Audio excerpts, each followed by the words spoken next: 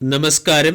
പ്രധാനമന്ത്രിയുടെ ലക്ഷദ്വീപ് സന്ദർശനത്തിന് പിന്നാലെ മാലിദ്വീപ് മന്ത്രിമാർ പ്രധാനമന്ത്രിക്കെതിരെ നടത്തിയ പരാമർശം വിവാദമാവുകയും മാലിദ്വീപിന് പകരം ലക്ഷദ്വീപ് എന്ന പേരിൽ ഒരു ക്യാമ്പയിൻ ഉയർന്നു വരികയും ചെയ്ത സാഹചര്യത്തിൽ ഈ പ്രത്യേക സാഹചര്യത്തിൻ്റെ ബെനിഫിറ്റ് ലഭിക്കാൻ സാധ്യതയുള്ള ചില സ്റ്റോക്കുകളെയാണ് നമ്മൾ ഇന്നത്തെ വീഡിയോ വഴി പരിചയപ്പെടുന്നത്. സ്റ്റോക്കുകളിലേക്ക് കടക്കുന്നതിന് മുൻപ് കഴിഞ്ഞ ദിവസം പുറത്തു വന്ന ഒരു പ്രധാന എക്കണോമിക് ഡാറ്റ പരിശോധിക്കാം. ഡിസംബർ മാസത്തെ mutual fund industry fund inflow ഡേറ്റയാണ് കഴിഞ്ഞ ദിവസം പുറത്തു വന്നത്. 2022 വർഷത്തിൽ സിസ്റ്റമാറ്റിക് ഇൻവെസ്റ്റ്മെൻറ്റ് പ്ലാൻ വഴി മ്യൂച്വൽ ഫണ്ട് സ്കീമുകളിലേക്ക് 1,49,437 കോടിയുടെ ഫണ്ട് ഇൻഫ്ലോയാണ് ഉണ്ടായത്. അത് 2023 വർഷമായപ്പോൾ 23% വർദ്ധിച്ച് 1,83,741 കോടിയായി മാറി. ഡിസംബർ മാസത്തിൽ മാത്രം സിപ്പ് വഴി മ്യൂച്വൽ ഫണ്ട് ഇൻഡസ്ട്രിയിലേക്ക് 17,610 കോടി രൂപയാണ് എത്തിയത്. സിപ്പ് വഴിയുള്ള മ്യൂച്വൽ ഫണ്ടുകളുടെ അസറ്റ് അണ്ടർ മാനേജ്മെൻറ്റ് 9,31,333 കോടിയിൽ നിന്നും 9,95,925 കോടിയിലേക്ക് എത്തി. 2023 ജനുവരി മാസത്തിൽ സിപ്പ് വഴിയുള്ള കോൺട്രിബ്യൂഷൻ 13,886 കോടിയായിരുന്നു. അത് ഡിസംബർ മാസമായപ്പോൾ 17,610 കോടിയിലേക്ക് എത്തി.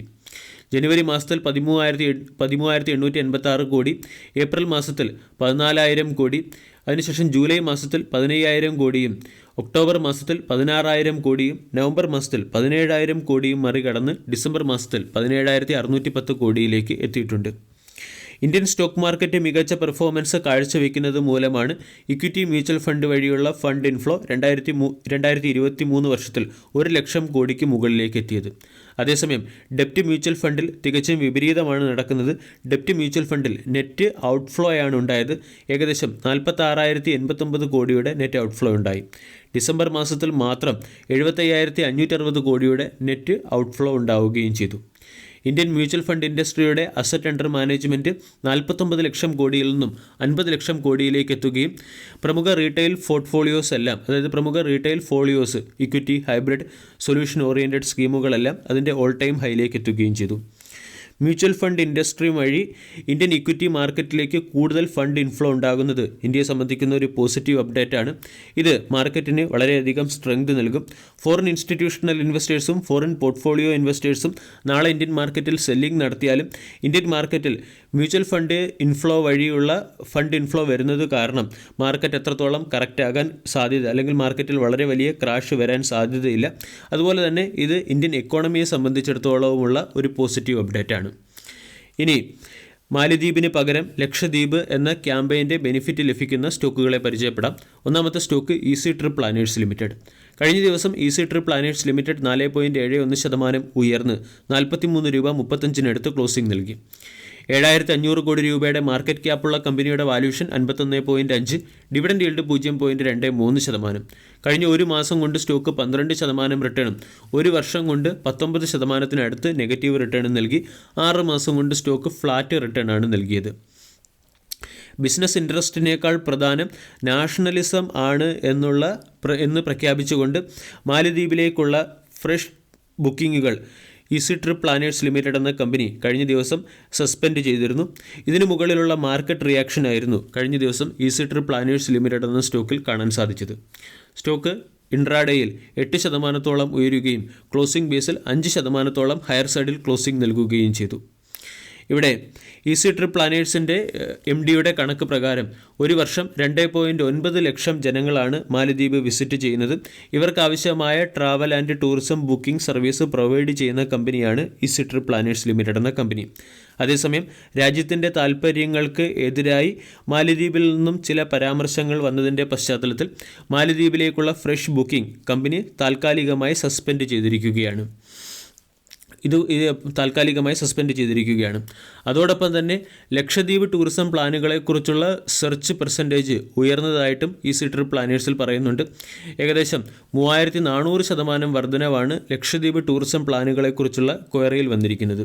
ഇതിൻ്റെ പശ്ചാത്തലത്തിൽ ബീച്ചസ് ഓഫ് ഇന്ത്യ എന്ന പേരിൽ ഒരു ക്യാമ്പയിൻ നടത്താനും ഈസി ട്രിപ്പ് പ്ലാനേഴ്സ് ലിമിറ്റഡ് എന്ന കമ്പനി ശ്രമിക്കുന്നുണ്ട്. ഓവറാൾ ഒരു പ്രത്യേക ഡെസ്റ്റിനേഷനിലേക്ക്, അതായത് മാലിദ്വീപ് എന്ന ഡെസ്റ്റിനേഷനിലേക്കുള്ള ഫ്രഷ് ബുക്കിംഗ് കമ്പനി ക്യാൻസൽ ചെയ്തത് കമ്പനിയുടെ ബിസിനസ് മോഡലിനെ അഫക്റ്റ് ചെയ്യുമോ ഇല്ലയോ എന്നുള്ള ഫാക്റ്റ് പരിശോധിക്കാം. പല അനലിസ്റ്റുകളും പറയുന്നത് ഇത് കമ്പനിയുടെ ബിസിനസ് മോഡലിനെ ബാധിക്കാനുള്ള സാധ്യത വളരെ കുറവാണ്. കാരണം ആൾറെഡി ബുക്ക് ചെയ്ത ടിക്കറ്റുകൾ ക്യാൻസൽ ചെയ്യാൻ കമ്പനി പറയുന്നില്ല. മറിച്ച് ഫ്രഷ് ബുക്കിംഗ് താൽക്കാലികമായി നിർത്തലാക്കുകയാണ് ചെയ്തത്. രണ്ടാമത്തേത്, മാലദ്വീപിൽ നിന്നുള്ള റവന്യൂ ലണ്ടൻ, സിംഗപ്പൂർ തുടങ്ങിയ ഡെസ്റ്റിനേഷനുമായി താരതമ്യപ്പെടുത്തുമ്പോൾ വളരെ ചെറുതാണ്. അതുകൊണ്ട് ഒരു പ്രത്യേക സെക്ടറിലേക്ക് അല്ലെങ്കിൽ ഒരു പ്രത്യേക പീരീഡിലേക്ക് മാലദ്വീപിലേക്കുള്ള പുതിയ ബുക്കിങ്ങുകൾ ചെയ്യാത്തത് അല്ലെങ്കിൽ പുതിയ ബുക്കിങ്ങുകൾ സസ്പെൻഡ് ചെയ്തത് കമ്പനിയുടെ ബിസിനസ് മോഡലിനെ അത്ര നെഗറ്റീവായി ബാധിക്കാൻ സാധ്യതയില്ല. ഈസി ട്രിപ്പ് പ്ലാനേഴ്സ് ലിമിറ്റഡ് എന്ന സ്റ്റോക്ക് 43 രൂപ 35 ട്രേഡ് ചെയ്യുന്നു. സ്റ്റോക്കിനെ സംബന്ധിച്ചിടത്തോളം 45 ഒരു പ്രധാന റെസിസ്റ്റൻസ് ആണ്. ഇവിടെ 40 രൂപയുടെ സപ്പോർട്ടും 47 രൂപയുടെ റെസിസ്റ്റൻസിനും ഇടയിലുള്ള മൂവ്മെൻ്റ് ആണ് ഈസി ട്രിപ്പ് പ്ലാനേഴ്സ് ലിമിറ്റഡ് എന്ന സ്റ്റോക്കിൽ നിന്നും നമ്മൾ പ്രതീക്ഷിക്കേണ്ടത്. രണ്ടാമത്തെ സ്റ്റോക്ക് IRCTC കഴിഞ്ഞ ദിവസം 1.17% ഉയർന്ന് 916 രൂപയ്ക്ക് അടുത്ത് ക്ലോസിംഗ് നൽകി. 73,000 കോടി രൂപയുടെ മാർക്കറ്റ് ക്യാപ്പുള്ള കമ്പനിയുടെ വാല്യൂഷൻ 69.13, ഡിവിഡൻഡ് yield 0.62%. കഴിഞ്ഞ ഒരു മാസം കൊണ്ട് സ്റ്റോക്ക് 20% റിട്ടേൺ നൽകി. IRCTCയെ സംബന്ധിക്കുന്ന ഒരു പ്രധാന update, government river cruise tourism develop ചെയ്യുന്നതിന് വേണ്ടി 45,000 കോടി രൂപയുടെ ഇൻവെസ്റ്റ്മെൻറ്റ് നടത്താൻ പോവുകയാണ്.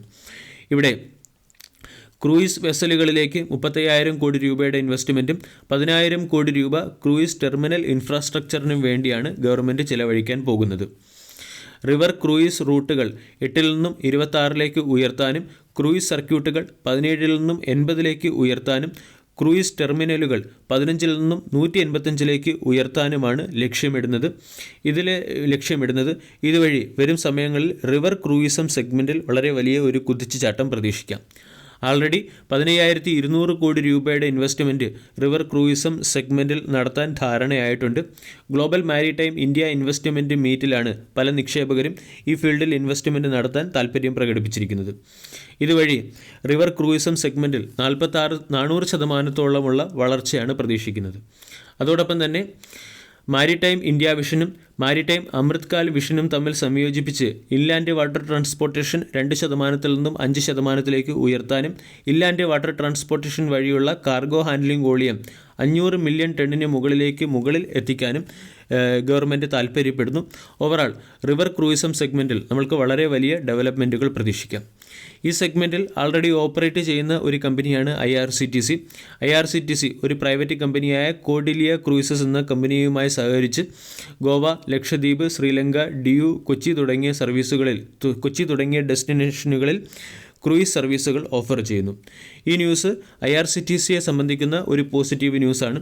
വരും സമയങ്ങളിൽ റിവർ ക്രൂയിസം സെഗ്മെൻറ്റിൽ നിന്നും IRCTCക്ക് കൂടുതൽ റവന്യൂ പ്രതീക്ഷിക്കാം.